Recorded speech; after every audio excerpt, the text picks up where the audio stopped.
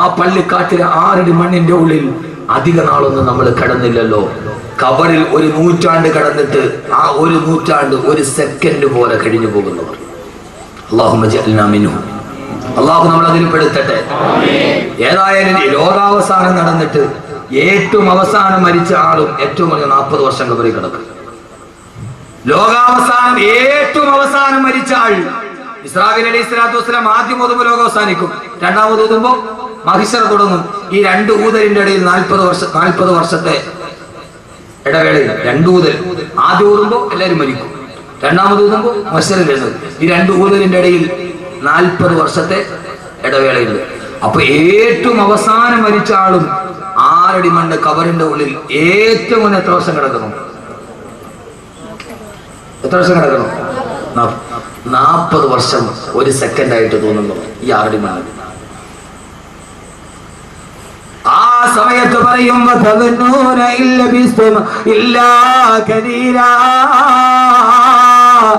ആരുടെ മണ്ണിൽ കൊണ്ടുപോയി നമ്മളെ വെച്ചിട്ട് അതിന്റെ ഉള്ളിൽ മണ്ണ് മാറിയിട്ട് എല്ലാവരും തിരിച്ചുപോയി. 100 വർഷം കണിയാപുരം പള്ളിയുടെ ഖബർസ്ഥാനിൽ കിടന്നാലും ആ കിടന്ന സമയം 1 സെക്കൻഡ് പോലെ കഴിഞ്ഞു പോകുന്നവർ നാളെ പരലോകത്തത് പറഞ്ഞുകൊണ്ട് സ്വർഗത്തിന്റെ അടിയിലേക്ക് നടന്നു പോകുന്നവർ അല്ലാഹുവേ അല്ലാഹുവേ അല്ലാഹുവേ ഞങ്ങളെ നീ എതിരെ പെടുത്തണേ അല്ലാ. സഹോദരങ്ങളെ, ചിന്തിക്കാത്തതെന്താ? ആ മരണം അടുത്തു വരുമ്പോ ചിന്തിക്കാത്തതെന്താ?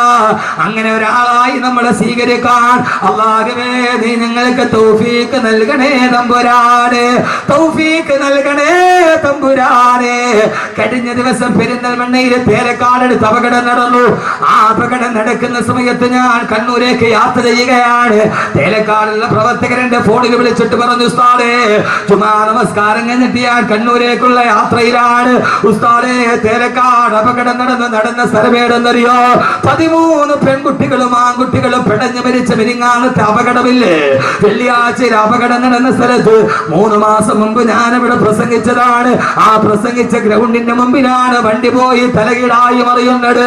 അവിടെ വെച്ചിട്ട് ഞാൻ ചോദിച്ചതാണ്, ഈ മണ്ണിൽ നിന്ന് മരിച്ചു വീടില്ലെന്ന് ആർക്കാ ഉറപ്പുള്ളത്?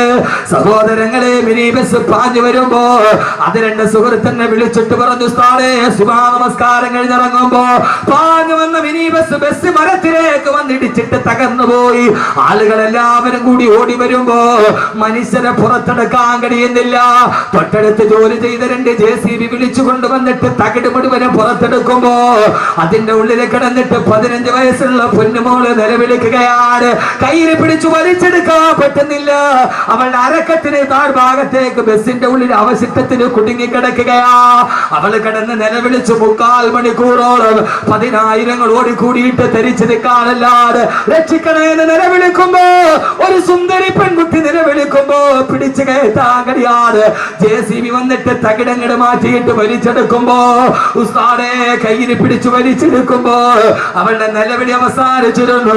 വലിച്ചെടുത്തപ്പോ അവളുടെ അരയ്ക്ക് മുകളിലോട്ടുള്ള ഭാഗമാണ് വന്നത്, അതിനപ്പുറത്തേക്കുള്ള ഭാഗമില്ല. ബസിന്റെ തകിടിന്റെ ഉള്ളിൽ പെട്ടിട്ട് അരയുടെ ഭാഗത്ത് വെച്ചിട്ട് 2ആയിട്ട് മുറിഞ്ഞു പോയ 15 വയസ്സുള്ള പൊന്നുമോളുടെ 3/4 മണിക്കൂർ മുമ്പ് സ്വപ്നം കണ്ട് നടന്നു പോയവേ അവൾ അതിന്റെ ഇടയിൽ 2 കഷണമായിട്ട് ചിതറിത്തെറിക്കുമ്പോ എന്തേ സഹോദരങ്ങളെ, പൊട്ടിച്ചിരിച്ചും കൊണ്ടു നീ നടക്കുന്നു. കബറിൽ കടയിൽ കഫൻ തുണി നിന്നെയും നോക്കുന്നു. ആ ബസ്സിലിരുന്നിട്ട് പാരൽ കോളേജിലേക്ക് പോയ കോളേജ് വിദ്യാർത്ഥിനികളാ സീറ്റിലിരുന്നിട്ട് ആടിയും പാടിയും ചിരിച്ചുകൊണ്ട് നടന്നു പോകുമ്പോ പൊട്ടിച്ചിരിച്ചും കൊണ്ട് നീ നടക്കുന്നു. കടയിൽ കഫൻ തുണി നിന്നെയും നോക്കുന്നു. പൊട്ടിച്ചിരിച്ചുകൊണ്ട് നടന്നു പോകുമ്പോ അടുത്ത കടയിലിരുന്നിട്ട് കഫൻ തുണി നിന്നെ നോക്കി ചിരിക്കുകയാണ്. ചാടിക്കളിക്കുന്ന ആടുമെന്തറിയുന്നു പൊന്നുമോനെ. കൈ ഈ കുറ്റിയിൽ കെട്ടിയിട്ട് ആട്ടുംകുട്ടി കിടന്നിട്ട് ചാടുകയാണ്. ആട്ടുംകുട്ടിക്ക് അറിയില്ലല്ലോ അളക്കാരുള്ള അറവുകാരൻ മറുഭാഗത്ത് കത്തിക്ക് മിനിസം കൂട്ട് കിട്ടുന്നുണ്ട്. ഇങ്ങനെ ഒരു ആട്ടിൻകുട്ടിയല്ലേ നീ? ആ മറുഭാഗത്ത് അറബുകാരൻ കത്തിക്ക് മൂർച്ച കൂട്ടുമ്പോ അറിയാതെ ആടിച്ചു നിൽക്കുന്ന ആട്ടിൻകുട്ടിയെ പോലെ ഈ ദുനിയാവിൽ ജീവിക്കുമ്പോ ഈ ദുനിയാവിലെ ഏറ്റവും ഒരു ആഗ്രഹം എന്തായിരിക്കണം? ഞാൻ പറയുന്നു, മറ്റൊരാഗ്രഹം ഉണ്ടാവരുത്. ഭാര്യയും മക്കളുമല്ല, പരലോകത്ത് കുടിമാടത്ത് നിന്ന് എഴുന്നേറ്റ് നിൽക്കുമ്പോ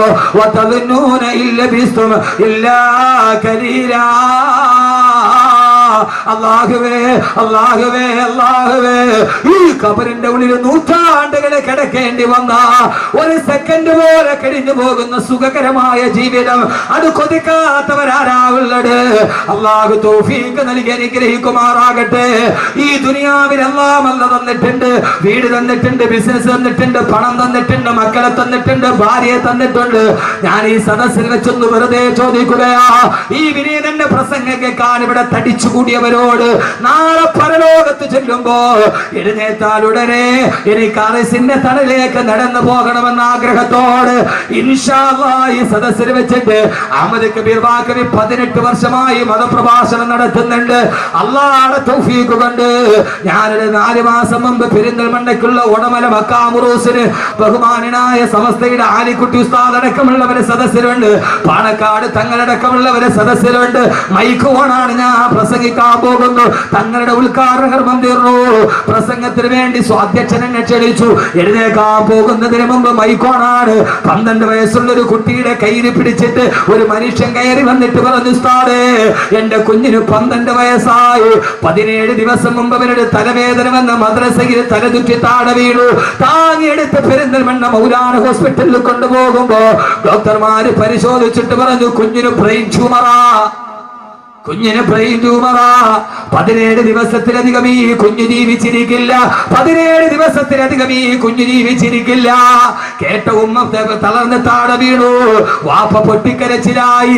അവസാനം ഈ സദസ്സിനെ സാക്ഷി നിർത്തി ഞാൻ പറയുകയാണ്, മഹാന്മാരായ പണ്ഡിതന്മാരും ബഹുമാനപ്പെട്ട തങ്ങന്മാരും ഇരിക്കുന്ന സദസ്സിൽ വെച്ചിട്ട് ആ മനുഷ്യൻ മൈക്കിലൂടെ പറഞ്ഞ പൊടിയ 10,000 കേട്ടടാ. അവിടെ വെച്ച് അദ്ദേഹം ഭാര്യയും ഭർത്താവും കൂടി ഈ തളർന്ന കിടക്കുന്ന മകന്റെ തലയിൽ കൈവച്ചിട്ട് പറഞ്ഞു, ഇൻഷാ അല്ലാഹ് ബാക്കവി ഉസ്താദ് അടുത്ത സദസ്സിൽ വരുമ്പോ അവിടേക്കൊരു സദക്ക് നെയ്യത്താക്കുകയാ. ഈ മകന് അസുഖമൊന്ന് ശിവയാകാൻ. സഹോദരങ്ങളെ, ആ സദസ്സിൽ വെച്ച് പറഞ്ഞു, ഉസ്താദേ, മരണം കാത്ത് 17 ദിവസത്തെ ആയുസ് പറഞ്ഞ മോന് 13ാമത്തെ ദിവസം വെന്റിലേറ്ററിൽ നിന്ന് ബോധം തെളിഞ്ഞു. അൽഹംദുലില്ലാഹ് 3 മാസം കഴിഞ്ഞൊരു പ്രശ്നവുമില്ല. പൈസ ഉസ്താദിന്റെ കയ്യിലൊന്ന് ഏൽപ്പിക്കാൻ വേണ്ടി വന്നതാന്ന് പറഞ്ഞ് ആ സദസ്സിൽ നിന്നൊരു സംഖ്യ എന്റെ കയ്യിൽ ഏൽപ്പിച്ചിട്ട് ഏതാണ്ട് 30,000-ത്തിലധികം ആളുകൾ ഞാൻ മഹിഷറ എവിടെയാണെന്ന് പറയുന്നതിന് മുമ്പ്, ജീവിതം തുടങ്ങുന്നത് എവിടെയാണ്, ഭൂമിയിലാണോ ആകാശത്താണോ, ആദ്യം വരുന്നത് എവിടെയാണ് പറയുന്നതിന് മുമ്പ് ഈ തിങ്ങിക്കൂടിയ സദസ്സിന്റെ മുമ്പ് ഒരു ടെസ്റ്റ് ആയിട്ട് ഞാൻ ചോദിക്കുകയാ. ഇൻഷാ അല്ലാഹ് 30,000-ത്തിലധികം ആളുകൾ ഈ സദക്കയിൽ പങ്കെടുത്തിട്ടുണ്ട്. മാരകമായ ക്യാൻസർ വന്നിട്ട് ആമാശയം പഴുത്തു മാറിയിട്ട് അവസാനം ഡോക്ടർമാര് തള്ളിയ ഭാര്യയും ഭർത്താവും പോലും ഹജ്ജ് കഴിഞ്ഞിട്ട് തിരിച്ചു വന്നത് ഈ സദക്കയുടെ ബറക്കത്ത് കൊണ്ടാ. കാരണം എന്താ? ബാക്കവി ഇവിടെ പറഞ്ഞിട്ട് നാളെ ഞാൻ മലപ്പുറം ജില്ലയിൽ, നാളെ ഞാൻ കരുനാഗപ്പള്ളിക്കടുത്ത് ക്ലാപ്പനയിലാണ്. ഈ കണിയാപുരത്ത് കിടന്ന് നിങ്ങൾ ഉറങ്ങിയാലും 10,000 നിങ്ങൾക്ക് വേണ്ടി ആമീൻ പറയും. എത്ര ആളുകളാ കഴിഞ്ഞ ആലുവയിലെ വാർഷിക പ്രഭാഷണത്തിൽ 1,00,000 യാസീൻ ഓതിയിട്ട് ദുആ ചെയ്തപ്പോ അല്ലാഹുവേ എന്റെ സദസ്സിൽ പല നിയ്യത്തുകൾ വെച്ചിട്ട് നേർച്ചയാക്കിയ ആരൊക്കെയുണ്ടോ അവരെ ഹലാലായ മുറാദുകളെ ഹാസിലാക്കണമെന്ന് പറഞ്ഞപ്പോ കേരളത്തിന്റെ അകത്തും പുറത്തുമുള്ള ലക്ഷക്കണക്കിന് ആളുകൾ ആമീൻ പറഞ്ഞ സദസ്സ്, അതിന്റെ ബറക്കത്ത് കൊണ്ടാണ് ഈ കാര്യങ്ങൾ നടക്കുന്നത്. ഇൻഷാ അല്ലാഹ് ഈ സദസ്സിൽ നിന്ന് ആരെങ്കിലും ഉസ്താദേ ഈ സദസ്സിന്റെ തുടക്കക്കാരനായി വാഫി കോഴ്സ് പഠിപ്പിക്കാൻ, ഈ കരിങ്കലിനെ കരയിപ്പിച്ച വിജ്ഞാനം പഠിപ്പിക്കാൻ, അടുത്ത കുട്ടികൾക്ക് കിടക്കണമെങ്കിൽ, അവർക്ക് ദറസ് പഠിക്കണമെങ്കിൽ, അവർക്ക് ഖുർആൻ ഓതണമെങ്കിൽ ഒരു വലിയ കെട്ടിടം കൂടി സ്ഥാപിക്കേണ്ടതുണ്ട്. ഈ സംഘാടകർക്ക് വലിയൊരു ആഗ്രഹവുമുണ്ട്. ഇൻഷാ അല്ലാഹ് ആ സംരംഭത്തിലേക്ക് ഏതാണ്ട് 40 43 ലക്ഷം രൂപ ചെലവ് വരുന്ന സംരംഭത്തിലേക്ക് ആദ്യമായിട്ട് ആദ്യത്തെ ആളായി ഇൻഷാ അല്ലാഹ് ഞാൻ മരിച്ചാലും മണ്ണിന്റെ അടിയിൽ ഞാൻ പോയാലും എനിക്ക് കിട്ടുന്ന ഒരു സദഖ അല്ലാഹുവേ സ്വീകരിക്കണേ എന്ന നിയ്യത്തോട് ഏതാഗ്രഹം മനസ്സിൽ വെച്ചിട്ടാണോ അല്ലാഹു അതിനെ സ്വീകരിക്കുമാറാകട്ടെ. ഇവിടെ വെച്ച് വാഗ്ദാനം ചെയ്തിട്ട് 1, 2, 3, 4 ഭാഗമായിട്ട് കൊടുത്താൽ മതി. അല്ലാഹു സ്വീകരിക്കുമാറാകട്ടെ. ഒരു 66,666 രൂപ, സാധാരണ 6,666 ഞാൻ ചോദിക്കാറുണ്ട്. 66,666 രൂപ ഈ സദസ്സിൽ വെച്ചൊന്ന് വാഗ്ദാനം ചെയ്യാൻ അല്ലാഹുവിന്റെ റസൂൽ ചോദിച്ചാൽ ആദ്യമായിട്ട് പറയുന്നത് ഹബീബായ നബി മുഹമ്മദ് മുസ്തഫ, ഹബീബായ നബി മുഹമ്മദ് മുസ്തഫ, ഹബീബായ നബി മുഹമ്മദ് മുസ്തഫ സല്ലല്ലാഹു അലൈഹി വസല്ലം ചോദിച്ചാൽ ആദ്യമായിട്ട് ഒരാൾ പറയും അനയാ റസൂലല്ലാഹ്, ഞാൻ തരാ നബിയേ, ഞാൻ തരാ നബിയേ. ആ സമയത്ത് എഴുന്നേറ്റ് നിൽക്കും ബഹുമാനപ്പെട്ട സയ്യിദുനാ ഉസ്മാൻ ബിൻ അഫ്ഫാൻ റളിയല്ലാഹു തആല അൻഹു. യഹി ഇന്തിഹാ ഹേ, യഹി ഇബ്തിദാ ഹേ, യഹി രാസ്താ ഹേ, യഹി റഹ്റുമാ ഹേ, യഹി ഇബ്തിദാ ഹേ, ഇതാണ് തുടക്കം. യഹി ഇന്തിഹാ ഹേ, ഇവിടെയാണ് ഒടുക്കം. യഹി രാസ്താ ഹേ, ഇതാണ് വഴി, ഇതാണ് പാത, ഇതിലൂടെയാണ് സ്വർഗത്തിന്റെ പാത. ഈ സ്വർഗത്തിന്റെ പാത വെട്ടിത്തെളിച്ച നാളെ ഞാൻ ജനകോടികൾ പരലോകത്ത് പരിഭ്രാന്തിയോടെ നിറഞ്ഞു നിൽക്കുമ്പോ എന്റെ ബുറാക്കിന്റെ മുകളിൽ ഞാൻ കടന്നു വരുമെന്ന്, എന്റെ ബുറാക്കിന്റെ മുകളിൽ ഞാൻ കടന്നു വരുമ്പോ എന്റെ തൊട്ടു മുമ്പിൽ എന്റെ ഒട്ടകപ്പുറത്തുണ്ടാകും എന്റെ പൊന്നുമോള് ബീവി ഫാത്തിമ. അല്ലാഹുവിന്റെ റസൂൽ പറയുകയാ, എന്റെ തൊട്ടു മുമ്പിൽ എന്റെ ഒട്ടകപ്പുറത്ത് എന്റെ കരളിന്റെ കഷണമേ ഫാത്തിമ, എന്റെ ജീവിതത്തിന്റെ വാത്സല്യമേ ഫാത്തിമ, എന്റെ പൊന്നുമോള് ഫാത്തിമ ഉണ്ടാകും. എന്റെ വലതു ഭാഗത്ത് അബൂബക്കർ ഉണ്ടാവും, എന്റെ ഇടതു ഭാഗത്ത് ഉമർ ഉണ്ടാവും, എന്റെ തൊട്ടുപുറകിലതാ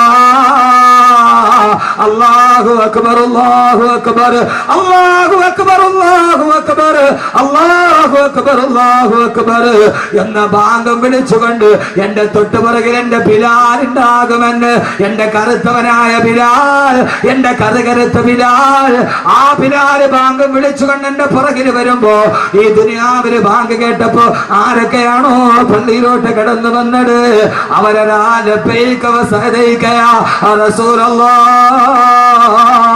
എന്നും പറഞ്ഞുകൊണ്ട് അവര് ബിലാലിന്റെ തൊട്ടു പുറകിൽ വന്ന് ഒരുമിച്ച് കൂടുമെന്ന് ഹബീബായ നബി മുഹമ്മദ് മുസ്തഫ.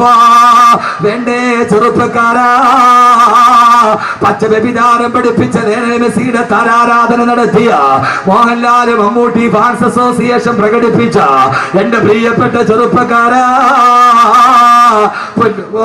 മന്ദയും ഒക്കെ റോൾ മോഡലാക്കി മാറ്റിയ നാളെ ബിലാലിന്റെ പുറകിൽ നിൽക്കണ്ടേ, നാളെ മഹിസറയിൽ ബാങ്ക് വിളിക്കാൻ കഴിയണ്ടേ. അങ്ങനെ വരുമെന്ന് പറഞ്ഞ സഹാബത്ത് പറയുമ്പോ ഓ സമയത്താണ് അല്ലാഹുവിന്റെ റസൂലിനോട് സഹാബത്ത് പറഞ്ഞു, തിരുദൂതരെ പ്രസംഗം നിർത്തല്ലേ നബിയേ, പ്രസംഗം അവസാനിപ്പിക്കല്ലേ നബിയേ, എന്തെങ്കിലും പരലോകത്തിൽ രക്ഷപ്പെടാൻ എന്തെങ്കിലും പറഞ്ഞു തരാണ്, അങ്ങനെ നിർത്തല്ലേ യാ റസൂലല്ലാഹ്. അവിടുത്തെ ആളുകൾ നമ്മളെ പോലെയല്ല. നിങ്ങൾ ചിന്തിക്കുന്നുണ്ടാവും ഇയാളൊന്ന് വകന്നു നിർത്തിയാൽ എഴുന്നേക്കാമായിരുന്നു. അല്ല സഹോദരങ്ങളെ, അല്ല, അല്ല സഹോദരങ്ങളെ, അല്ല, അല്ല, അല്ല. സഹാബത്ത് പറഞ്ഞു, നബിയേ, നബിയേ നിർത്തല്ലേ നബിയേ, അത് പറഞ്ഞിട്ട് നിങ്ങൾക്ക് ആഖിറത്തിലേക്ക് പ്രയോജനമില്ലാത്ത അത് നിർത്തല്ലേ നബിയേ, എന്തെങ്കിലും ആഖിറത്തിൽ രക്ഷപ്പെടാൻ പറഞ്ഞതാ തിരുദൂതരെ റസൂലല്ലാഹ്. ആ സമയത്ത് അല്ലാഹുവിന്റെ റസൂൽ പറഞ്ഞ സഹാബ, എന്നാൽ എപ്പോഴും പറഞ്ഞുകൊള്ളുക, യാദൽ ജലാലി വൽ ഇക്റാം അമിത്നാ അലാ ദീനിൽ ഇസ്ലാം, യാദൽ ജലാലി വൽ ഇക്റാം അമിത്നാ അലാ ദീനിൽ ഇസ്ലാം, യാദൽ ജലാലി വൽ ഇക്റാം ഇസ്ലാം. ഇത് പതിവായി പറഞ്ഞു. ആഖിറത്തിൽ പോയാൽ നിങ്ങൾക്ക് തളരേണ്ടി വരില്ല, പരിഭ്രാന്തിയോടെ ഓടേണ്ടി വരില്ല. റഹ്മത്തെന്ന സഹോദരി ഒരു സദഖ ചെയ്തു. ഇത് വഅദിന്റെ പ്രയോജനമാണ്. അല്ലാഹുവേ, നീ അവർക്ക് സാലിഹായ സന്താനത്തെ കൊടുക്കണേ അല്ലാ. അല്ലാഹു സ്വീകരിക്കട്ടെ, അല്ലാഹു സ്വീകരിക്കട്ടെ, അല്ലാഹു സ്വീകരിക്കട്ടെ. എന്റെ പൊന്നുമോനെ, പരലോകത്ത് എഴുന്നേറ്റ് വെക്കുമ്പോ എന്തെങ്കിലും ഒക്കെ വേണം. യഥാർത്ഥത്തിൽ പരലോകത്താണ് പ്രോട്ടോകോൾ ലംഘിക്കുക. പരലോകത്ത് മരണം ജീവിതത്തിന്റെ തുടക്കം. ഞാൻ പരലോകത്തിന്റെ പ്രധാനപ്പെട്ട കാര്യങ്ങൾ പറയാം. പരലോകത്ത് പ്രോട്ടോകോൾ ലംഘിക്കുക. പ്രോട്ടോകോള് എന്താ ഫോട്ടോക്കാരോട് പോകുന്നത്? പ്രോട്ടോകോൾ ലംഘിക്കും. എങ്ങനെ? പരലോകത്താണ് ചെല്ലേണ്ടത്. അള്ളാഹു ആക്കി തരട്ടെ, അള്ളാഹു ആക്കി തരട്ടെ, അള്ളാഹു എത്തിച്ചു തരട്ടെ. എത്താൻ ഇത്തിരി പാടാ മനുഷ്യന്മാരെ. അള്ളാഹു എത്തിച്ചെന്നാൽ രക്ഷപ്പെട്ടു. അവിടെ മലക്കുകൾ നമ്മളെ കാണുമ്പോൾ സലാം പറയും. ഇവിടെ നേരെ തിരിച്ച്. ഇവിടെ നമ്മളാരോട് പോലെ സലാം പറയും, മലക്കുകളോട് സലാം പറയും. അവിടെ മലക്കുകൾ നമ്മുടെ സേവകന്മാരാണ്. പ്രോട്ടോകോൾ മാറും. ഇവിടെ ഇപ്പൊ നമ്മളൊരു കല്യാണത്തിന് ഒരാൾ വിളിച്ചു. അവിടെ ചെന്നപ്പോ ആദ്യത്തെ ട്രിപ്പ് ഇരുന്നു, നമ്മൾ വെളിയില്ല അല്ലേ? അപ്പൊ വീട്ടുകാർ ഓടി വന്നിട്ട് പറയും, ഇതൊന്ന് കഴിഞ്ഞോട്ടെ, തീർന്ന ഉടനെ അടുത്ത് നിങ്ങൾ ഇരുത്താം. അപ്പൊ ഒരു കസേരയൊക്കെ ഇട്ട് അവിടെ എന്ത് ചെയ്യും? ഇരുത്തും. നമ്മൾ ഈ ചാപ്പാട് നല്ല ബിരിയാണിയുടെ സ്വാദ് മൂക്കിലേക്ക് അങ്ങ് അടിക്കും. ആദ്യത്തെ ട്രിപ്പ് തീരാറാകുമ്പോ തന്നെ നമ്മൾ എന്ത് ചെയ്യും? മേശയൊന്നും തുടച്ചിട്ടുണ്ടാവില്ല, പ്ലേറ്റ് തന്നെ എടുത്തിട്ടുണ്ടാവില്ല. ചാടി എന്ത് ചെയ്യും? പാവ മനുഷ്യന്മാരെ, ചാടി എന്ത് ചെയ്യും? ഇരിക്കും. എന്തിന്? ചാപ്പാട്. ഏത് ചാപ്പാട്? ബിരിയാണി. തിന്നിട്ടൊരു കൊച്ചു മരിച്ചുപോയി എന്ന് പറഞ്ഞോട് പ്രശ്നം ഉണ്ടാക്കി. കിഴക്കൂട്ടത്തല്ലേ? യഥാർത്ഥത്തെ ആ കൊച്ചു സൂസൈഡ് ചെയ്ത, ആത്മഹത്യ ചെയ്ത. ചുമ്മാ പത്രക്കാരൻ തിരുവനന്തപുരത്ത് ഷവർമ തിന്നിട്ട് ഒരു കുട്ടി മരിച്ചു, ഒരാൾ മരിച്ചു. യഥാർത്ഥത്തിൽ അയാൾ സൂയിസൈഡ് ചെയ്ത പാവപ്പെട്ട ഹോട്ടൽ കച്ചവടക്കാരന്റെ ജീവിതവും. പത്രത്തിൽ എന്ത് ലൈവായിട്ട് അപ്പൊ കിട്ടി എഴുതുക? അതെന്താ? യഥാർത്ഥത്തിൽ അയാൾ ആത്മഹത്യ ചെയ്ത ബാംഗ്ലൂർ പോയി. ഷവർമ അവന്റെ കൂടത്തൊന്നും മരിച്ചില്ല, ഇവ മരിച്ചു. പത്രക്കാര് ഈ ബ്രേക്കിംഗ് ന്യൂസ് കിട്ടാൻ വേണ്ടി ഇരിക്കുക അവരെഴുതി. പാവപ്പെട്ട ഹോട്ടൽ കച്ചവടക്കാരുണ്ട്. ആ മനുഷ്യൻ, ആ സാൽവ കഫേയുടെ മനുഷ്യൻ സ്ഥിരമായിട്ട് പള്ളിയിൽ ഒരു കരി കൊടുക്കുന്ന ആൾ, നല്ലൊരു മനുഷ്യൻ. പത്രക്കാർക്ക് എഴുതിയാൽ മതി. ഹോട്ടലുകാരൻ്റെ ഏതൊക്കെ പെണ്ണിന്റെ സ്വർണം പോലും വിറ്റിട്ടായിരിക്കും ഒരു കൊച്ചു മാടക്കട ഉണ്ട്. യഥാർത്ഥത്തിൽ നമ്മളെന്താ? ഭക്ഷണം അല്ലേ? ഭക്ഷണമല്ലേ? ഒരു പ്ലേറ്റ് ഭക്ഷണം. മോനെ, പ്രോട്ടോകോൾ ലംഘിക്കും. എവിടെയാണെന്നറിയോ? وَسِيقَ اتَّقَوْا رَبَّهُمْ إِلَى الْجَنَّةِ زُمَرًا. അള്ളാഹുവിന്റെ വിശുദ്ധമായ സ്വർഗത്തിന്റെ മുമ്പിലെത്തുമ്പോ ആ സ്വർഗത്തിന്റെ ഭക്ഷണങ്ങൾ മുഴുവനും വിളമ്പി വെച്ചിട്ട് അള്ളാഹു മുത്തഖീങ്ങളോട് പറയും, ഇവിടേക്ക് വാ, ഇതാ നിങ്ങൾക്കുള്ള ഭക്ഷണം ഇവിടെ ഒരുക്കി വെച്ചിരിക്കുകയാണ്. ആ സമയത്ത് സ്വർഗത്തിലെ ഭക്ഷണങ്ങൾ ഒരുക്കി വെച്ചിരിക്കുമ്പോ സ്വർഗത്തിൽ കയറുന്നവൻ ആദ്യം കൊടുക്കുന്ന ഭക്ഷണം ഏതെന്ന് നബിയോട് ചോദിച്ചപ്പോ അള്ളാഹുവിന്റെ റസൂൽ പറഞ്ഞു, പൊരിച്ച മീനിന്റെ കരളാണ് സ്വർഗത്തിലെ ആദ്യ ഭക്ഷണമെന്ന് ഹബീബായ നബി മുഹമ്മദ് മുസ്തഫ. സ്വർഗത്തിലേക്ക് കയറിയാൽ ആദ്യം കിട്ടുന്ന ഭക്ഷണം മീനിന്റെ പൊരിച്ച കരളാണെന്ന് നബി മുഹമ്മദ് മുസ്തഫ. ആ സ്വർഗത്തിലെ ഭക്ഷണം മുഴുവനും വിളമ്പി വെച്ചിട്ട് അള്ളാഹു മുത്തഖീങ്ങളോട് പറയും, ഇവിടേക്ക് വാ, ഇവിടേക്ക് വാ. ആ സമയത്താണ് സ്വർഗത്തിലെ ഭക്ഷണങ്ങൾ മുന്നിൽ കണ്ടാലും മുത്തഖീങ്ങൾ ആദ്യം കഴിക്കാൻ ചാടി കയറില്ല. അവര് പറയുമ്പോ ഖാലുൽ ഹംദുലില്ലാഹില്ലദീ സദഖനാ വഅദാ. ആ സമയത്ത് മുത്തഖീങ്ങൾ പറയുമ്പോ ഖാലു, അവര് പറയും, അൽഹംദുലില്ലാഹ് അല്ലദീ സദഖനാ വഅദാ. അല്ലാഹുവേ, അല്ലാഹുവേ, അല്ലാഹുവേ, പടച്ചവനെ, ഞങ്ങൾക്ക് ഈ ഭക്ഷണം തിന്നാനുള്ള ആർത്തിയില്ല. അൽഹംദുലില്ലാഹ്, ഇതെല്ലാം ഞങ്ങൾക്ക് ഒരുക്കി വെച്ച റബ്ബേ, അൽഹംദുലില്ലാഹ്. ഇവിടെ തിന്നിട്ടാണ് അൽഹംദുലില്ലാ പറയുക. സ്വർഗത്തിൽ കാണുമ്പോൾ അപ്പൊ പിന്നെ ആക്രാന്തമൊന്നുമില്ല. സ്വർഗത്തിലെ ഭക്ഷണം കണ്ടാലും ആക്രാന്തം തോന്നാറ് അൽഹംദുലില്ലാ പടച്ചവനെ ഞങ്ങൾ ഈ ദുനിയാവിൽ ചെയ്തതിനൊക്കെ കിട്ടിയല്ലോ അല്ലാഹുവേ. കൈ കിടന്ന ഈ ബ്രേസ്ലെറ്റും കമ്മലും ഒക്കെ ഊരിക്കൊടുത്തിട്ട് ചിലപ്പോ ഞങ്ങളെ പൊട്ടിന്ന് വിളിക്കുന്നവരുണ്ടാവും. പടച്ചവനെ അവിടെ പറയാം അൽഹംദുലില്ലാ. അള്ളാഹുവിനാക്കി തരട്ടെ, അള്ളാഹുവിനാക്കി തരട്ടെ, അള്ളാഹു അങ്ങനെ ആക്കി തരട്ടെ. അതിനെന്ത് ചെയ്യണം? ഈ ഭൂമിയിൽ എങ്ങനെ ജീവിക്കാൻ കഴിയണം? ഈ ഭൂമിയിൽ എങ്ങനെ ജീവിക്കാൻ കഴിയണം? നാളെ സ്വർഗത്തിലെത്തണ്ടേ? അങ്ങനെയുള്ള ജീവിതം ഈ ഭൂമിയിൽ ജീവിക്കാൻ കഴിയണം. ഉസ്താദേ ഈ കാലഘട്ടമല്ലേ, എങ്ങനെയാ ജീവിക്കാൻ കഴിയുക? ഞാൻ ഒരു ദിവസം കഴിഞ്ഞ വർഷമാണ് പാതിരാ സമയത്ത് വള്ളക്കടവിൽ വെള്ളം കഴിഞ്ഞ് ഞാൻ ടെക്നോ പാർക്കിൽ വള്ളക്കടവിലേക്ക് വളർന്നു പോവുകയാണ്. ഏതാണ്ട് വൈകുന്നേരം ഒരു 8-8:30 മണിയായിട്ടുണ്ട്. കരക്കൂട്ടത്ത് നിന്ന് ടെക്നോ പാർക്കിന്റെ സൈഡിലൂടെ പോകുമ്പോ ആ സമയത്ത് ടെക്നോ പാർക്കിലേക്ക് നിന്ന് പോകുന്ന വഴിയിലുള്ള വാഗമരത്തിന്റെയും ദേവദാരുവിന്റെയും ചുവട്ടിലൊരു പെൺകുട്ടിയുണ്ട്, 3 ചെറുപ്പക്കാര് കൂടെയുണ്ട്. ആ പോകുന്ന വഴിയിൽ അസ്വാഭാവികമായ ഒരു കൂട്ടം കണ്ട് ഞാൻ നോക്കുമ്പോ സുബ്ഹാനല്ലാഹ്, കണ്ട കാഴ്ച ഈ സദസ്സിൽ വെച്ച് പറയാൻ കഴിയുന്നതല്ല. വിവര സാങ്കേതിക വിദ്യയുടെ വിദൂര സാധ്യതകൾ മുഴുവനും നിന്റെ ഗ്രാമത്തിന്റെ പടിവാതിൽ എത്തി നിൽക്കുമ്പോ ടെക്നോ പാർക്ക്, സൈബർ കഫേയും ഇൻഫോസിസ് പാർക്കും നിന്റെ മുമ്പിൽ ഏറ്റവും വലിയ പരീക്ഷണത്തിന്റെ വാതായനങ്ങൾ തുറക്കുമ്പോ പെങ്ങളെ മയങ്ങിപ്പോകരുത്. ഏതാണ്ട് 4 നൂറ്റാണ്ട് പഴക്കമുള്ള ഇസ്ലാമിക നാഗരികതയുടെ കളിത്തൊട്ടിൽ ജനിച്ചു വീണിട്ട് എന്റെ പ്രിയപ്പെട്ട പെങ്ങള്, ഈ ആധുനികതയുടെ വിളിച്ചോട്ടം നിന്നെ പേടിപ്പിക്കരുത്. എന്റെ പ്രിയപ്പെട്ട ചെറുപ്പക്കാരാ, ഈ ദുനിയാവ് നിന്റെ മുമ്പിൽ വന്ന് നിൽക്കുമ്പോ ഈ ദുനിയാവ് നിന്നെ പേടിപ്പിക്കാൻ പാടില്ല. ഇന്നമ ദുനിയാ ഫനാഉ ലൈസ ലിദുനിയാ ഖുബൂർ ഇന്നമ ദുനിയാ കബൈതുൻ നസജതുൽ അൻകബൂർ. ഈ ദുനിയാവ് ചെലന്തിയുടെ വല പോലെയാണ്, ഏത് സമയത്ത് നഷ്ടപ്പെട്ടു പോകുന്ന ദുനിയാവാണ്. പെങ്ങളെ പാതിരാ സമയത്ത് കടന്നു വരുന്ന ചാനലുകാരന്റെ മുമ്പ് മിടുക്കിയാവാനും മിടുമിടുക്കിയാവാനും ആരോ വാഗ്ദാനം ചെയ്ത 10 പവന്റെ സ്വർണത്തിന് വേണ്ടി നിന്റെ ഉടുതുണി വലിച്ചെറിയല്ല പെങ്ങളെ.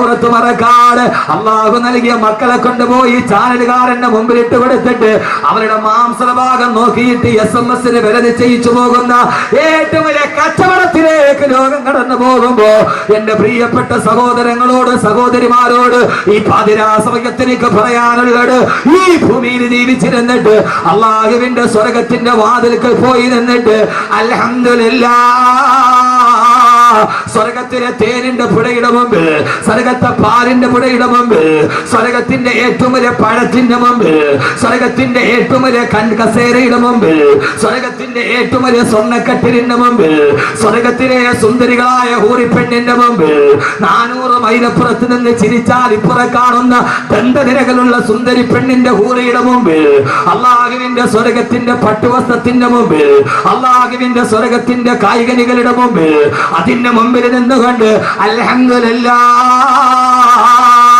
ഈ ദുനിയാവിൽ കിട്ടുന്ന ഏറ്റവും വലിയ ഭാഗ്യം പടച്ചറപ്പിന്റെ സ്വർഗത്തിന്റെ വാതിൽ പിടിച്ചിട്ട് അൽഹംദുലില്ലാഹ് എന്ന് പറയാൻ കഴിയല. എന്തേ പെങ്ങളെ പറയാൻ കഴിയില്ല? ഫിറൗനിന്റെ കൊട്ടാരത്തിന്റെ നടുവിലല്ലേ ആസിയ ബീവി ജീവിച്ചിരുന്നത്? ആസിയ ജീവിച്ചത് എവിടെയാ? ടെക്നോ പാർക്ക്, ഇൻഫോസിസ് ഒക്കെ കിടക്കട്ടെ, അതിന്റെ മുമ്പിൽ ജീവിച്ചിട്ട് ഈമാനോടെ ജീവിച്ച് സ്വർഗത്തിന്റെ വാതിൽ തുറക്കണം. അല്ലാഹു തൗഫീഖ് നൽകട്ടെ. ആമീൻ പറയ് മച്ചന്മാരെ. അടുത്ത സമയായോ? ഇല്ലേ? പിന്നെന്താ ഇങ്ങനെ ഇരിക്കുന്നത്? സമയം നിർത്തണോ? മോനെ ഫിറൗന്റെ കൊട്ടാരത്തിലാണ് ഇസ്ലാമിക ലോകത്തിലെ ഏറ്റവും വലിയ ചരിത്രം ഉണ്ടായത്. ഉസ്താദ് ഇപ്പൊ എങ്ങനെയാ? ഇപ്പൊ ഇതല്ലേ കാലം? ഏത് കാലം? മിടുമിടുക്കി. അപ്പൊ പകുതി അങ്ങോട്ട് അഴിച്ചു കളയലാണ് ഇപ്പൊ ഫാഷൻ. ഇപ്പൊ ഫാഷൻ എന്താ? പകുതി അഴിച്ചു കളയുക, ബ്ലൗസിന്റെ പുറകിൽ ഒരു ജനല് വെക്കുക. കട്ടളനല്ല ഇപ്പൊ വെക്കണം ബ്ലൗസിന്റെ പുറകിൽ. ട്രാൻസ്പോർട്ട് ബസ് ഞാൻ യാത്ര ചെയ്തിട്ട് ഒത്തിരി നാളായി, കുറേ നാളായി ട്രാൻസ്പോർട്ട് ചെയ്യാം. ഈ അടുത്ത സമയത്ത് ഒരു ദിവസം യാത്ര ചെയ്തപ്പോ പുറകിരിക്കും അറിയാൻ പാടില്ല ഇത് സീറ്റിന്റെ കമ്പിയാണോ അതല്ല ഇതിന്റെ വള്ളിയാണോ. എന്തിനാ? ഞാൻ ചോദിക്കട്ടെ, എന്തിനാ അത്? എന്താ അതിന്റെ ആവശ്യം? എന്താ ഇതിന്റെ പുറകിലുള്ള ഈ പുറകിൽ കുറേ വള്ളി വെച്ചിട്ട് ജനലുണ്ടാവും. എന്താ അതിന്റെ അർത്ഥം? അതിന്റെ ഇടയിലുള്ളത് മറ്റൊരുത്തം കാണുമെന്നല്ലേ അല്ലേ? എന്താ നിങ്ങൾ ഇങ്ങനെ വാപ്പൊളിച്ച് ഇങ്ങനെ ഇവിടത്തെ കഥയൊക്കെ തന്നെ പറയുന്നത്, അമേരിക്കയിലെ കഥയല്ല.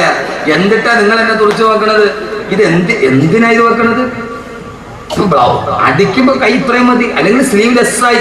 എന്തിന്? എന്താ അതിന്റെ ആവശ്യം? എന്താ തലേ തുണി ഇടൂല? എന്താ ഇടാത്ത? എന്റെ തല വേറത്തെ കണ്ടോട്ടെ, വേറത്തെ കാണിക്കാതിരിക്കാൻ വേണ്ടിയല്ലല്ലോ. എന്റെ പ്രിയപ്പെട്ട സഹോദരിമാരെ, ഉസ്താദ് ഈ കാലത്തൊക്കെ ഇങ്ങനെ മൂടിപ്പുറച്ചൊക്കെ നടക്കാൻ പറ്റും? തിരിയൊക്കെ അങ്ങോട്ട് അഡ്ജസ്റ്റ്മെന്റ്. മോളെ, ഫിറഔന്റെ കൊട്ടാരത്തിലാണ് ലോകത്തിലെ ഏറ്റവും വലിയ അത്ഭുതം നടന്നത്. ആരാ ഫിറഔൻ? കരയിലിരുന്ന് വ്യഭിചരിച്ചിട്ട് കൊതിനീരാടെ കടലിൽ കിടന്ന് വ്യഭിചരിച്ച ആളാണ് ഫിറഔൻ. കരയിലിരുന്ന് വ്യഭിചരിച്ചിട്ട് കൊതിനീരാന്നിട്ട് കടലിൽ പോയി വ്യഭിചരിച്ച ആളാണ് ഫിറഔൻ. അതാ ഫിറഔൻ. കരയിൽ നിന്ന് വ്യഭിചരിച്ചിട്ട് ഫിറഔന് കൊതി തീർന്നില്ല. പൊന്നുമോനെ, കടലിന്റെ മുകളിൽ കിടപ്പ് മറിയുണ്ടായി. പോപ്പ് ഗായിക മറഡോണയ്ക്ക് ബുർജ് ദുബൈയിൽ ഏറ്റവും വലിയ രമ്യഹർമ്മമുണ്ട്. അവളുടെ ബെഡ്റൂമിന്റെ ഗ്ലാസ് മാറ്റിയാൽ, കടലിന്റെ അടിത്തട്ടില് ബെഡ്റൂം പണിതിട്ട് ഗ്ലാസ് മാറ്റിയാൽ, ഗ്ലാസിന്റെ കട്ടൻ മാറ്റിയാൽ, മറഡോണ എന്ന് പറയുന്ന പോപ്പ് ഗായിക കടലിന്റെ അടിയിലൂടെ നീന്തി തുടിക്കുന്ന ഡോൾഫിനെയും സ്രാവിനെയുമാണ് കാണുക. ഗ്ലാസ് ഇട്ട് മറച്ച ബെഡ്റൂമിനാണ് മറഡോണ കിടക്കുക. മഡോണ പോപ്പ് ഗായിക മഡോണ റളിയല്ലാഹു അൻഹ എന്ന് പറയല്ലേ, പോപ്പ് ഗായിക മഡോണ. എന്തേ മോനെ, അവിടെ അസ്രായീൽ വരില്ലേ? ബുർജ് ദുബൈയിലെ കടലിന്റെ അടിയിലെ ബെഡ്റൂമിലെ മഡോണയുടെ റൂഹ് പിടിക്കാൻ എന്തേ അസ്രായീൽ വരില്ലയോ? ഏറ്റവും വലിയ ഹോട്ടലുകൾ, ഞാൻ ഇന്നത്തെ കാര്യമാണ് നാളത്തെ കാര്യമാണ് പറയുന്നത്, കടലിന്റെ മുകളിലാണ് അല്ലേ? എല്ലായിടത്തും കോവളത്തോടെയൊക്കെ ഇതിന്റെ മുകളിൽ ഒരു രാത്രി ഹൗസിംഗ് ബോട്ടില്. എന്തിനാ മോനെ കടലിന്റെ മുകളിൽ ബോട്ട്, ഹൗസിംഗ് ബോട്ട് എന്തിനാ? അഫ്ഗാനിലാണ്. എന്താ അവിടെ മൊയ്തീറാത്തി നടത്താന്? അവിടെ കളി വേറെയാ മോനെ, അവിടെ കാര്യം വേറെയാ മോനെ. ഇത് ലോകത്ത് ആദ്യമായിട്ട് പരീക്ഷിച്ചതാരാ? അതൊരു വിനോദസഞ്ചാരം എന്ന രീതിയിൽ മാന്യതയുള്ള യാത്രയ്ക്കാണെങ്കിൽ ഓക്കെ. ഞാനത് ഒരു ബിസിനസ്, അവന്റെ കുടുംബത്തിന്റെ വരുമാനം നിരാകരിക്കുന്നില്ല. അതൊരു ടൂറിസം, ഒരു രാജ്യത്തിന്റെ വരുമാനം, അവന്റെ കുടുംബത്തിന്റെ ഹലാലായ വരുമാനം. ടൂറിസം ഹറാമൊന്നുമല്ല. പക്ഷെ അത് ഉപയോഗിക്കുന്നത് വേറൊന്നിനാണെങ്കിൽ അത് ലോകത്താദ്യം തുടങ്ങിയത്, ഫ്ലോട്ടിംഗ് ഹോട്ടൽ ലോകത്താദ്യം തുടങ്ങിയത്. ഇങ്ങോട്ട് നോക്ക് മനുഷ്യന്മാരെ, എന്താ നിങ്ങൾ കരുതണത്? ഫ്ലോട്ടിംഗ് ഹോട്ടൽ ലോകത്താദ്യമായിട്ട് തുടങ്ങിയത് ഫിറഔനാണ്. എന്താ നിങ്ങൾക്ക് അറിയാൻ വയ്യാത്തത്? എന്താ നമ്മൾ കുടിക്കണ ഈ സാധനം ഉണ്ടല്ലോ, സുലൈമാനി. ഇതിന് സുലൈമാനി എന്ന് പേര് വരാൻ കാരണം എന്താ? സുലൈമാൻ നബിയാണ് ഇത് കണ്ടുപിടിച്ചത്. അതുകൊണ്ടാണ് അറബികൾ ഇന്ന് സുലൈമാനി കഴിക്കും. അറബികൾ പാൽച്ചായ കുടിക്കുന്നുണ്ടോ? സുലൈമാനി എന്ന് പേര് വരാൻ കാരണം ഇത് സുലൈമാൻ നബി ഇത് യുദ്ധത്തിന് പോയി ക്ഷീണിച്ചിരുന്നപ്പോ ഒരു ഇലയെടുത്ത് വെള്ളത്തിലിട്ട് കുടിച്ചു, ക്ഷീണം മാറി. അപ്പൊ ഇത് നല്ലതാണെന്ന് തോന്നി, പിന്നെ അത് പരിചയിച്ചു. ആ ഇലയായിരുന്നു തേയില. അതുകൊണ്ടാണ് സുലൈമാനി എന്നതിന് പേര് വന്നത്. അറബികൾ ഒറിജിനൽ സുലൈമാനിയാണ്. പാലൊഴിച്ചിട്ട് ചായ കുടിച്ചാൽ കഫക്കെട്ടുണ്ടാവും. അതുകൊണ്ട് അറബികൾ പാലൊഴിച്ചിട്ട് ചായ കുടിക്കാത്ത. മനസ്സിലായോ? സുലൈമാൻ നബി അലൈഹി സ്വലാത്തു വസ്സലാം ലോകം ഭരിക്കുമ്പോ കേരളത്തിൽ നിന്ന് തേക്ക് കച്ചവടം നടത്തിയിട്ടുണ്ട്. എത്ര പേർക്കറിയാം? സുലൈമാൻ നബി അലൈഹി സ്വലാത്തു വസ്സലാം കേരളത്തിൽ തേക്ക് കച്ചവടം നടത്തിയിട്ടുണ്ട്. സുലൈമാൻ നബി കേരളത്തിൽ നിന്ന് തേക്ക് കൊണ്ടുപോയിട്ടുണ്ട്. 2 തുറമുഖം സുലൈമാൻ നബിക്ക് ഉണ്ടായിരുന്നു. ഒന്ന് വാഫാർ. ആ വാഫാറാണ് ഇന്നത്തെ ബേപ്പൂർ. സുലൈമാൻ നബി തടിക്കച്ചവടം നടത്തിയ നാടാണ് കേരളം. എത്ര പേർക്കറിയാം? ഇങ്ങനെ വല വീശി അറിഞ്ഞാൽ മാത്രം പോരാ, ചരിത്രം പഠിക്കണ്ടേ. ഇതിനാണ് വാഫികൾ ഉണ്ടാവുന്നത്. ഇതിനാണ് വാഫി ചരിത്രത്തെ ലോകത്തിന് പറഞ്ഞു കൊടുക്കുക. ഇതാണ് വാഫി കോഴ്സ്. സയൻസും ഖുർആനും പഠിച്ച കോഴ്സ്. ഇപ്പൊ മനസ്സിലായോ? അള്ളാഹു മനസ്സിലാക്കാനുള്ള ബോധം നൽകട്ടെ. എന്റെ പ്രിയപ്പെട്ട സഹോദരങ്ങളെ, അയാളാണ് ഫിറഔൻ. ആ ഫിറഔനല്ലേ ആദരവായ പ്രവാചകൻ നബി മുഹമ്മദ് മുസ്തഫ സല്ലല്ലാഹു അലൈഹി വസല്ലം മിഅ്റാജിന്റെ യാത്ര പോയി തിരിച്ചു വരുമ്പോ ആദ്യമായി ഹബീബായ നബി മുഹമ്മദ് മുസ്തഫ സല്ലല്ലാഹു അലൈഹി വസല്ലം യാത്ര പോയി തിരിച്ചു വരുമ്പോ ആ സമയത്ത് ആഖിറത്തിന്റെ കാഴ്ച പറയുമ്പോ അല്ലാഹുവിന്റെ റസൂല് പറഞ്ഞില്ല, ഞാൻ പരലോകത്തിലൂടെ നടന്നു പോകുമ്പോ ആ സമയത്ത് സ്വർഗത്തിന്റെ മുമ്പിലല്ല, സ്വർഗത്തിന്റെ മുമ്പിലൂടെ നടന്നു പോകുമ്പോ ആ സമയത്തിന്റെ മൂക്കിലേക്ക് വല്ലാത്തൊരു സുഗന്ധഗന്ധം അടിച്ചു വീശി.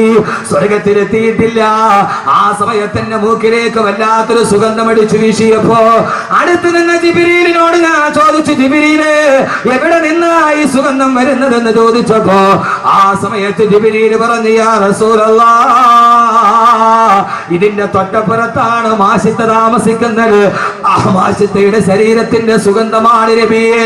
സ്വർഗത്തിലെത്തിയിട്ടില്ല, ഇതിന്റെ തൊട്ടപ്പുറത്താണ് മാഷിത്ത താമസിക്കുന്നത്.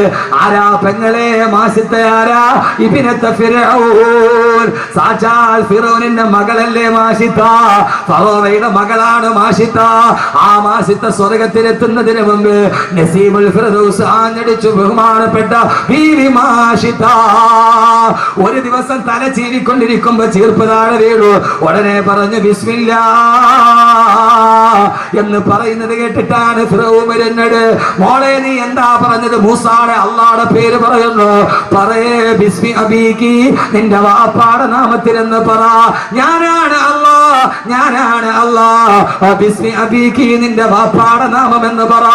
എല്ലാവരും എന്റെ റബ്ബിനെ അല്ലാതെ ഞാൻ വിശ്വസിക്കുകയില്ല. അവസാനം പിടിച്ചു കൊണ്ടുവന്ന് തിളച്ചു മറിയുന്ന എണ്ണ തിളച്ചു മറിയുന്ന ചെമ്പിലേക്ക് മാഷിത്ത റളിയല്ലാഹു അൻഹയുടെ 3 മക്കളെ വലിച്ചെറിഞ്ഞു കൊന്നില്ല ഫറോവ. താൻ നൊന്ത് പ്രസവിച്ച 3 കുഞ്ഞുങ്ങൾ തിളച്ചു മറിയുന്ന എണ്ണയിൽ കിടന്ന് മറിച്ചു വീഴുമ്പോ ആ സമയത്തും മാഷിത്ത എന്ന പെണ്ണ് പറഞ്ഞു, ഇല്ല ഇല്ല, ബിസ്മില്ലാ. അവസാനം ചോരമുറ്റാത്ത മാറാത്ത കുഞ്ഞ് നെഞ്ചത്തോട് കെട്ടിപ്പിടിച്ചു നിൽക്കുമ്പോ ആ കുഞ്ഞിനെ വലിച്ച് എണ്ണയിലോട്ടിറങ്ങുമ്പോ അപ്പോഴും പൊട്ടിക്കരഞ്ഞില്ല മാഷിത്ത.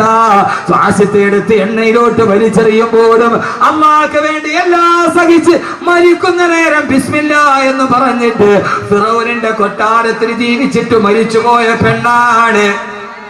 സ്വർഗത്തിലെത്തുന്നതിന് മുമ്പേ സ്വർഗത്തിന്റെ പരിമളം ആസ്വദിച്ചു ആ ബഹുമാനപ്പെട്ട ബീവി മാഷിത്ത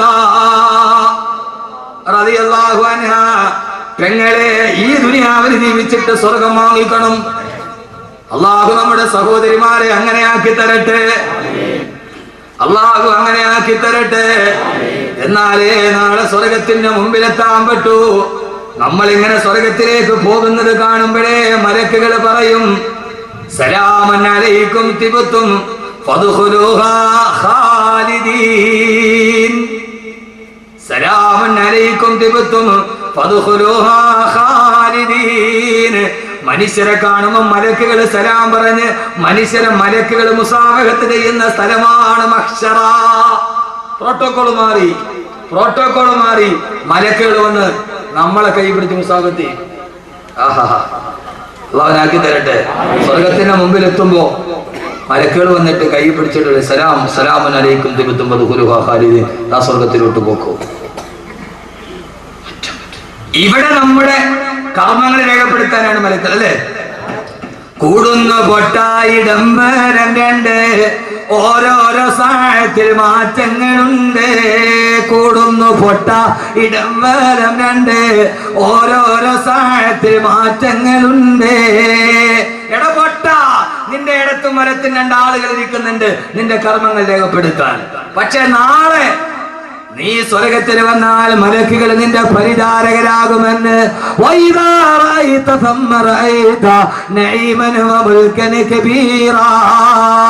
മലക്കുകൾ അള്ളാന്റെ റസൂൽ പറഞ്ഞു, നാളെ സ്വർഗലോകം രാജസദസ്സാണെന്ന് വിശുദ്ധ ഖുർആൻ. സഹാബത്ത് ചോദിച്ചു, യാ റസൂലല്ലാഹ്, രാജാവാകണമെങ്കിൽ പ്രജകൾ വേണ്ട നബിയെ? സ്വർഗത്തിലെ പ്രജകരാരാണ് നബിയെ? ഓരോ മനുഷ്യനും 1000 മലക്കുകൾ സേവകരായി സ്വർഗത്തിലുണ്ടാകുമെന്ന് ഹബീബായ നബി മുഹമ്മദ് മുസ്തഫ. അള്ളാഹു നമുക്കത് കാണാൻ തൗഫീഖ് നൽകട്ടെ. നാളെ സ്വർഗത്തിലെ രാജാക്കന്മാര് നമ്മളാ. ഒരു മനുഷ്യന് 1000 മലക്കുകൾ ഏറ്റവും കുറഞ്ഞുണ്ടാവും. അള്ളാഹുനാക്കി തരട്ടെ, അള്ളാഹുനാക്കി തരട്ടെ. ഇനി ഒരു കാര്യം കൂടെ നിങ്ങൾക്ക് ഞാൻ പറഞ്ഞുതരാം. ആ പെണ്ണിനെ കൂടെ കണ്ടിട്ട് പോവാം, വേണ്ടേ? പക്ഷേ ഫിർഔന്റെ കൊട്ടാരത്തിലെ പോലെ മാഷിത്തെ പോലെ ജീവിക്കണം. ആ പെണ്ണിനെ, സ്വർഗത്തിലെ പെണ്ണുങ്ങളെ അള്ളാഹു കാണാൻ തൗഫീഖ് നൽകി. സ്വർഗത്തിലെ ഏത് പെണ്ണിനെ കാണും? ഇതിനെ കാണുമോ? അവിടുത്തെ ഹൂല്യങ്ങളെ കാണും? ഏതിനെ കാണും? നിങ്ങൾക്ക് ഇതിനെ കാണണോ? സ്വർഗത്തിലെ ഹൂല്യങ്ങളെ കാണും? കേട്ടാ ഊർലികളൊക്കെ ഉണ്ടാ മതി. നിങ്ങളെ വേണ്ട. എന്തിനീ പഹയന്മാർക്ക് വേണ്ടി സ്വർണ്ണം ഇങ്ങനെ വെച്ചിരുന്ന നിങ്ങളെ വേണ്ട. പക്ഷേ സഹോദരിമാരെ, അല്ലാഹുവിന്റെ റസൂൽ പറഞ്ഞു, നാളെ സ്വർഗത്തിലെ ഹൂറുലിങ്ങളെക്കാൾ 70,000 ഇരട്ടി സൗന്ദര്യം അന്ന് ഈ ദുനിയാവിലെ പെണ്ണിനാണെന്ന് നബി മുഹമ്മദ് മുസ്തഫ. ഊർലിങ്ങളായ പെണ്ണുങ്ങളെക്കാൾ 70,000 ഇരട്ടി സൗന്ദര്യം ദുനിയാവിലെ പെണ്ണിനുണ്ടെന്ന് നബി മുഹമ്മദ് മുസ്തഫ സല്ലല്ലാഹു അലൈഹി വസല്ലം. അപ്പാര കാണണം, ഊർലികളായ പെണ്ണിനേക്കാൾ 70,000 ഇരട്ടി സൗന്ദര്യമെന്ന് സാധാരണ പെണ്ണിനാണ്. നല്ല സന്തോഷത്തോടെ ജീവിച്ചു മരിച്ചു പോയ ഭാര്യയും ഭർത്താവുമാണെങ്കിൽ അതേ ഭാര്യയും ഭർത്താവും സ്വർഗത്തിൽ ഒരുമിച്ച് കൂടും. അപ്പൊ ഊർലിങ്ങളെക്കാൾ 70,000 ഇരട്ടി സൗന്ദര്യം ഉണ്ടായിരിക്കും. ആർക്ക്? നമ്മുടെ സുബൈദാക്ക്, നമ്മുടെ വിയാത്തുമില്ല. അള്ളാഹു അങ്ങനത്തെ ഭാര്യ ഭർത്താക്കന്മാരാക്കി തരട്ടെ. ഭൂമിയിൽ നന്നായിട്ട് സന്തോഷത്തോടെ ജീവിക്കുക. ഇത് ജീവിതത്തിന്റെ തുടക്കം മരണശേഷമാണ്. സ്വർഗം എന്ന് പറയാൻ നിങ്ങൾക്കറിയാവല്ലോ. വലക്കും ഫീഹാ മാ തസ്തഹി അൻഫുസുകും, കിളക്കണ്ട പൂട്ടണ്ട വെയിൽ കൊള്ളണ്ട, നിനക്കുള്ളതൊന്നും തന്നെ നീ അറിയണ്ട. കിളക്കണ്ട പൂട്ടണ്ട വെയിൽ കൊള്ളണ്ട, നിനക്കുള്ളതൊന്നും തന്നെ നീ അറിയണ്ട. സ്വർഗത്തിൽ പോയാൽ കിളക്കണ്ട, അധ്വാനിക്കണ്ട, വേർക്കുക പോലും ചെയ്യണ്ട. നിനക്ക് എന്തൊക്കെ ആവശ്യമുണ്ടോ അതെല്ലാം നിന്റെ കൺമുമ്പിലെത്തും. വലക്കും ഫീഹാ മാ തസ്തഹി അൻഫുസുകും. ആ സ്വർഗത്തിൽ ഇരുന്നിട്ട് നിങ്ങൾ എന്താഗ്രഹിച്ചാലും നിങ്ങളുടെ ആഗ്രഹങ്ങൾ നിറവേറപ്പെടും. എന്താഗ്രഹിച്ചാലും നടക്കുന്ന സ്വർഗത്തിൽ പോലും ഭാര്യ ഭർത്താവും യതനാസറൂന ഫീഹാ, ആ സ്വർഗത്തിൽ നിന്ന് വഴക്ക് കൂടുമെന്ന് വിശുദ്ധ ഖുർആൻ. ഇതാണ് ആണും പെണ്ണും, ഭാര്യ ഭർത്താവും എല്ലാം കിട്ടുന്ന സ്വർഗത്തിലാണെങ്കിലും യതനാസറൂന ഫീഹാ, അതിനകത്തിരുന്നിട്ട് ഭാര്യ ഭർത്താവും തമ്മിൽ പിണങ്ങും. അതിനകത്തിരുന്ന് പിണങ്ങും. ഞാൻ എന്റെ വിഷയം പറയാനുള്ള സമയം എനിക്കില്ല, പെട്ടെന്ന് ഞാൻ പറയുക. അതുകൊണ്ട് ഈ ദുനിയാവിലെ ഇണക്കങ്ങളും പിണക്കങ്ങളും ഒക്കെ മാറ്റിവെച്ച് ഇണക്കത്തോടെ ജീവിക്കും. അള്ളാഹുനാക്കി തരട്ടെ, അള്ളാഹുനാക്കി തരട്ടെ, അള്ളാഹുനാക്കി തരട്ടെ. അവിടെയാണ് യതൂഫ് അലൈഹിം ഖിൽമാനുൻ, അവിടെയാണ് മക്കൾ നമ്മുടെ ചാരത്തുണ്ടാവുക, ഉപ്പ നമ്മുടെ ചാരത്തുണ്ടാവുക. കുടുംബസമേതം സ്വർഗത്തിലിരിക്കാൻ കഴിയുന്ന സ്വർഗത്തിലാണ്. അള്ളാഹു നമ്മളവിടെ എത്തിക്കട്ടെ, അള്ളാഹു നമ്മളെ അവിടെ എത്തിക്കട്ടെ. അങ്ങനെ ഊർലികളായ ഭാര്യമാരെ നൽകുമ്പോ ആ ഭാര്യമാരുമായി വെള്ളിയാഴ്ച ദിവസം സ്വർഗത്തിന്റെ അങ്ങാടിയിലൂടെ സ്വർഗവാസികൾ ചുറ്റി നടക്കും.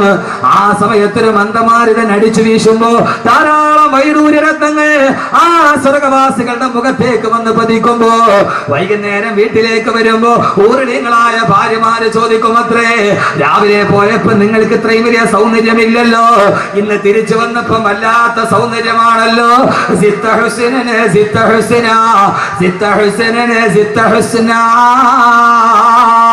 ഇന്ന് നിങ്ങൾക്ക് എത്ര വലിയ മൊഞ്ചാണെന്ന് ഊർലികളായ പെണ്ണുങ്ങൾ അത്ഭുതപ്പെടുമത്രേ. സ്വന്തം സ്വർഗത്തിന്റെ കട്ടിലിന്റെ ഉള്ളിൽ, സ്വർഗത്തിന്റെ സ്വർണ്ണക്കട്ടിലിന്റെ ഉള്ളിൽ ഊർലികളായ പെണ്ണുങ്ങളായ ഭാര്യമാരെ കെട്ടിപ്പിടിച്ച് കിടക്കുമ്പോ അള്ളാന്റെ റസൂല് പറയുകയാ, ആ സമയത്ത് സ്വർഗത്തിലൊരു ഹൂറി പെണ്ണ് 400 മൈലപ്പുറം നിന്ന് വിളിച്ച് ചിരിച്ചാൽ അവളുടെ ചിരിയുടെ സൗന്ദര്യം 400 മൈലിപ്പുറ കാണാം. അങ്ങനത്തെ ഒരു പെണ്ണ്, അവൾക്ക് ചുറ്റും 70,000 തോഴിമാരുണ്ടാവും. ഈ സ്വർഗത്തിലെ ഏറ്റവും വലിയ മാതക ഹൂരി, ഏറ്റവും വലിയ സൗന്ദര്യമുള്ള പെണ്ണ് സ്വർഗത്തിന്റെ നടുക്കിലൂടെ ഇങ്ങനെ 70,000 തോഴികളുടെ അകമ്പടിയോടെ നടന്നു പോകുമത്രേ. ആ പെണ്ണ് വിളിച്ചു ചോദിക്കും, എന്റെ പുതിയ ആപ്ലയെവിടെ, എന്റെ പുതിയ ആപ്ലയെവിടെ, എന്റെ പുതിയ ആപ്ലയെവിടെ. സ്വർഗത്തിൽ ഹൂറി പെണ്ണുങ്ങളുടെ കൂടെ കിടക്കുന്ന സ്വർഗവാസികൾ ചാടി എഴുന്നേറ്റിട്ട് പറയും, നിന്റെ പുതിയ ആപ്ല ഞാനാ, ഇങ്ങോട്ട് വാ പെണ്ണെ, ഇങ്ങോട്ട് വാ പെണ്ണെ എന്ന് പറഞ്ഞിട്ട് ആ ഹൂറി പെണ്ണിനെ വിളിക്കും. ആ പെണ്ണിന്റെ പേര് ലായിബ എന്നാണെന്ന് ഹബീബായ നബി മുഹമ്മദ് മുസ്തഫ. സ്വർഗത്തിന് പേര് പറഞ്ഞ 2 സ്ത്രീകളെ ഉള്ളൂ. ഒന്ന് ഐന, മറ്റൊന്ന് ഈ പെണ്ണിന്റെ പേര് ഈ പെണ്ണിന്റെ പേര് ലായിബ. അള്ളാഹു ആ പെണ്ണിനെ കിട്ടുന്ന ഭാഗ്യവാന്മാരിൽ പെടുത്തി